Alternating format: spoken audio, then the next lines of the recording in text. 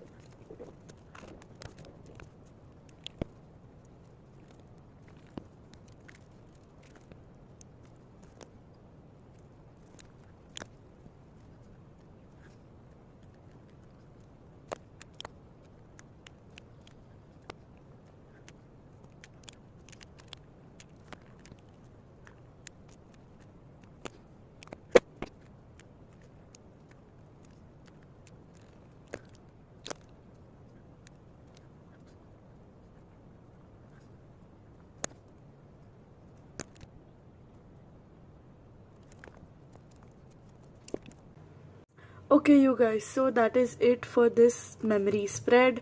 Thank you all so much for watching. I hope you liked it. This was basically what I did all week, and I'm so happy. So yeah, thank you so much for watching. I hope you liked this video, not only emotionally but also in on YouTube. And please subscribe to my channel. Stay tuned for more upcoming videos. I have a lot of fun stuff coming up. And yeah, thank you for watching. Bye bye.